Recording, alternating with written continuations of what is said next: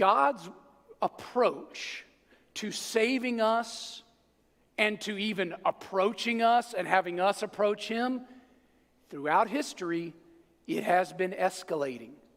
Now, God hasn't changed. He's the same yesterday, today, and tomorrow.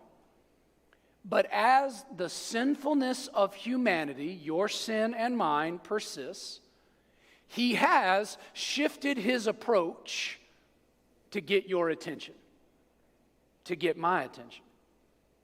And the only way I can explain it or define it is to call it an escalation. God's ways of reaching mankind have escalated, always with the goal of saving us. And throughout biblical history, which we study from the Old Testament to the New, you will see an escalation of God's approach to man's redemption. You can go all the way back to the Garden of Eden when, of course, God walked with mankind, with Adam and Eve. The sin that we brought into the world broke that bond. So God chose then after that, after a time, with the story of Noah, you know about the boat, right? Kind of a restarting, if you will. That was a major get attention, like a major escalation of there is an expectation of right and wrong, and God will get the attention of the world, and he does have demands of how we live and who we are and what we do. And then that just progresses again as God chooses for himself a people. The Hebrews, the Israelites, the Jews, right? This is known by all those names. He chooses for himself a people grounded in the faith, the simple, pure faith of Abraham. And then he sends these messages through the life and the story of people like Abraham, Isaac, Jacob, Joseph, Moses, escalating to get the attention of mankind. And it didn't stop there because it's an escalation. He sent poets and prophets and priests and kings as an escalation to lead us to worship the one true God. But what you will find when you study the Old Testament especially is over and over again, you will see the kings and you will see time and again, it was like, yeah, they sinned. They sinned and they sinned and they fell into the same traps as their forefathers, and only a few of them had any level of faithfulness whatsoever, and even for them it was somewhat incomplete, even those ones that got it mostly right. In all of this escalating, it was leading to one ultimate moment, one ultimate act of escalation by the CEO, if you will, that was going to solve the problem. Because when all of that story that we look at through biblical history, and we see all the ways that God's people kept hearing from God, that God loved them and wanted them to follow him and do right and be in his ways, and we kept failing and kept failing and kept failing, God solved this in the way that he knew he always would, by sending his only son, Jesus Christ, to die and be the ultimate redemptive, the ultimate escalatory act for humanity. He knew we couldn't save ourselves. He knew that we as mankind would deny him, would in some ways spit in the face of God, though none of us would say that or think we've done that. But throughout human history, far too many have, including us in our own sin. So when we study this story today, the parable of the wedding banquet that Jesus tells, it is this story of the escalating work of God to do one thing. Look right at me. That one thing is to do what I just did with you, to get your attention.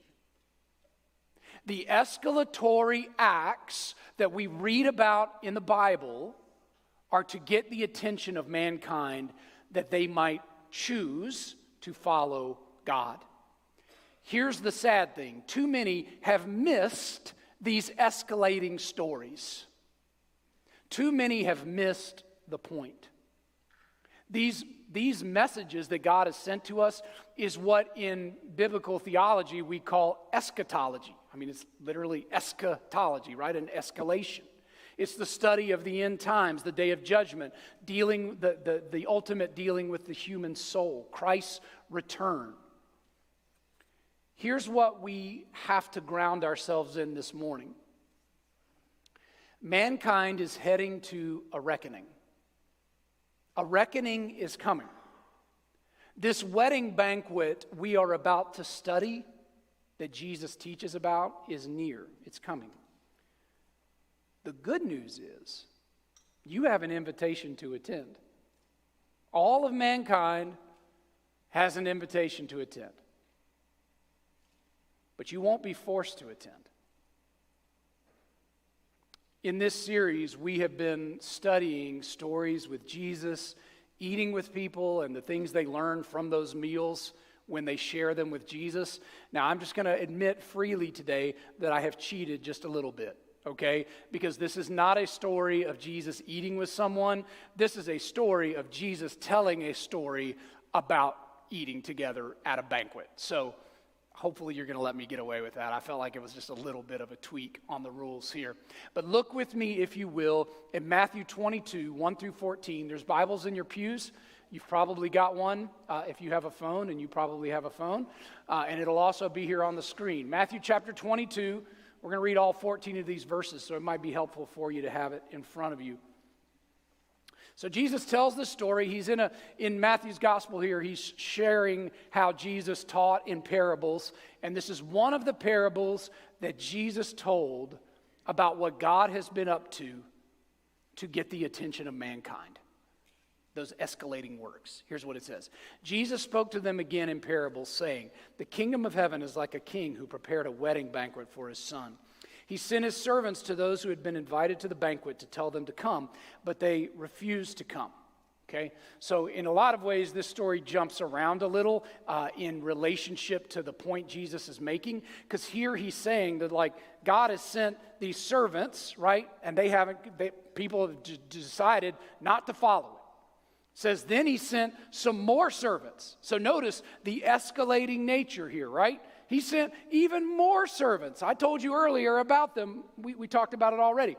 Tell those who have been invited that I have prepared my dinner. My oxen and fattened calf have been butchered, and everything is ready. Come to the wedding banquet. Now, the original hearers of this would have made some sense, because within the nobility, within the rich, in that time period, a double invitation was often customary. So you would get an initial invitation, which is sort of what we would think of today as a save the date, right? Hey, save the date because this particular event is happening at this time. Make sure you block out time and that you're there, right? Then, when it actually was time for the event, they would send another servant to go bring the people, right, inviting them, saying, okay, everything's ready, food's ready, table's set, the king is ready, everybody's prepared. Come on now and be a part of this, because the banquet time is here. And so this is what he's saying has happened. But in this story, this invitation is rejected by some in the story. And to have rejected the invitation of a king to attend a banquet for the king and his son would have been an ultimate slap in the face. It would have been, like I said earlier, like a spitting in the face. And even more than that, it would have been a declaration, right?